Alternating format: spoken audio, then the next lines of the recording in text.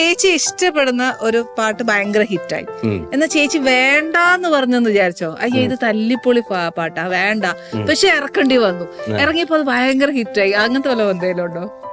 അങ്ങനത്തെ പാട്ടുണ്ടെങ്കിൽ നീ പറയാം, എനിക്ക് ഓർമ്മ കിട്ടുന്നില്ല. എല്ലാ പാട്ടും ഇഷ്ടമല്ലെങ്കിൽ ഞാനത് മാറ്റാറുണ്ട്. ഞാൻ മാറ്റും. അത്ര കോൺഫിഡന്റ് ആണ് ചേച്ചിയുടെ കയ്യില്. എന്റെ ദൈവമേ, എനിക്ക് ഏറ്റവും ഇഷ്ടം അത് അങ്ങനെ കോംപ്ലിമെന്റ് കൊടുക്കൊന്നും വേണ്ട. കാരണം ഇവൾക്ക് പോലും ഇഷ്ടപ്പെടാത്തൊരു പാട്ട് പിന്നെ ആരും ഇഷ്ടപ്പെടുന്നാണ് ഞാൻ ചിന്തിക്കുന്നത്. ഇത്രയും നേരം ചേച്ചിയോട് ഇത്രയും കാര്യങ്ങൾ പറഞ്ഞ് ഞങ്ങള് പ്രേക്ഷകർ ഒന്നടങ്കം പ്രതിഷേധിക്കുന്നു.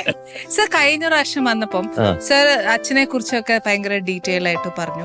അച്ഛന് സർ മ്യൂസിക് കമ്പോസ് ചെയ്യുന്നതിനോട് ഇഷ്ടമല്ലായിരുന്നു, അതിനോട് ഒത്തിരി വ്യത്യാസമായിരുന്നു. പക്ഷെ ഇപ്പൊ സാറിന് മക്കളായി, അപ്പം അവരുടെ ടേസ്റ്റിനനുസരിച്ച് ഈ അച്ഛൻ സാറിന്റെ അച്ഛനെ പോലെ അല്ല, ഈ അച്ഛനും സാറിന്റെ അച്ഛനും തമ്മിൽ എന്തെങ്കിലും ക്യാരക്ടർ വൈസ് സിമിലാരിറ്റീസ് ഉണ്ടോ? എൻറ്റയർലി ഡിഫറെന്റ് ആണോ രണ്ടുപേരുടെയും കാഴ്ച? അതായത് വ്യത്യാസമുണ്ട്. അവര് എന്റെ ഫാദറിന് ഞാൻ പാട്ട് ചെയ്യുന്നത് ഇഷ്ടമായിരുന്നില്ല. ഞാൻ ഈ മ്യൂസിക്കിലേക്ക് ഇങ്ങനെ കയറുന്നത്, മ്യൂസിക് ഇഷ്ടമാണ്, അദ്ദേഹം നല്ല മ്യൂസിഷ്യനായിരുന്നു, എല്ലാ ഇൻസ്ട്രുമെന്റും വായിക്കും. പക്ഷെ ഞാൻ അതൊരു പ്രൊഫഷണൽ ലൈനിൽ എടുത്തത് ആണ് പുള്ളിക്ക് തീരെ ഇഷ്ടമില്ലാതിരുന്നത്. മ്യൂസിക് ഇഷ്ടമായിരുന്നു, പക്ഷെ അതൊക്കെ പഠിപ്പ് ജോലി അങ്ങനെ പോണം, അക്കാഡമിക്കൽ. പക്ഷെ സംഗീതം കലാകാരന്റെ റൂട്ട് വേണ്ട എന്നാണ് അദ്ദേഹം ഉദ്ദേശിച്ചത്. എന്റെ മക്കൾക്ക് അത് അന്ന് കാലം. ഇന്നത്തെ കാലത്ത് എനിക്ക് മക്കളൊക്കെ ശരിക്കും പറഞ്ഞാൽ എന്റെ പിന്തുടർച്ചക്കാരുണ്ടായിരുന്നെങ്കിൽ ഒരുപക്ഷെ നിങ്ങൾ ഉദ്ദേശിക്കുന്ന എവർഗ്രീൻ ആയിട്ടൊന്നും ഞാൻ ഇപ്പോഴും ചെയ്തുകൊണ്ടിരിക്കില്ല. കാരണം അത് അങ്ങോട്ട് കൊടുത്തു കഴിഞ്ഞാൽ നമ്മളൊന്ന് അവരെ നയിക്കാനായിട്ട്, അവർക്കൊരു ഗൈഡൻസ് ആയിട്ട് നിൽക്കാൻ, നമ്മൾ അവരുടെ ബാക്കിൽ ഷെയ്ഡായിട്ട് നിൽക്കാൻ ഇഷ്ടപ്പെടുന്നുണ്ട്. എല്ലാ അച്ഛനമ്മമാരും അങ്ങനെയാണല്ലോ മക്കളെ വളർത്താൻ.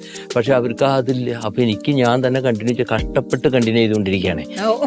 പക്ഷെ എന്റെ മക്കളില് പ്രത്യേകിച്ച് മൂത്തവൻ, അവൻ US-ലാണ്.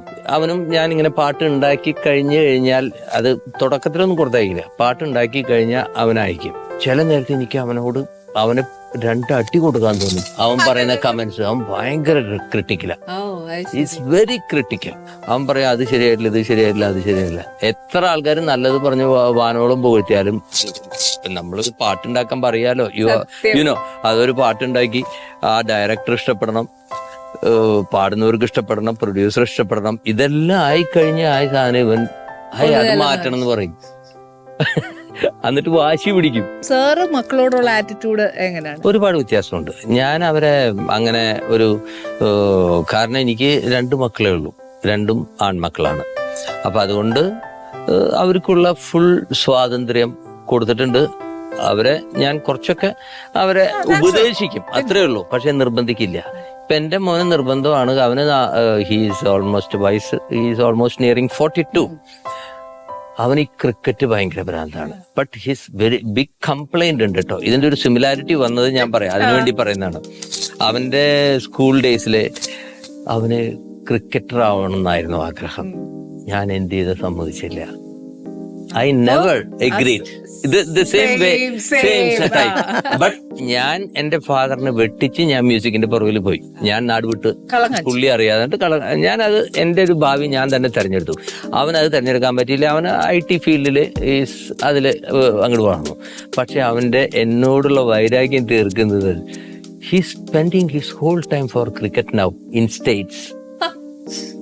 അപ്പൊ ഇവൻ പറയും, അന്ന് എന്നെ ക്രിക്കറ്റിന് വിട്ടിരുന്നെങ്കിൽ ഈ പ്രശ്നം ഉണ്ടാകില്ലായിരുന്നു. എനിക്ക് this is the only entertainment which I like എന്നാണ് അവൻ പറയുന്നത്.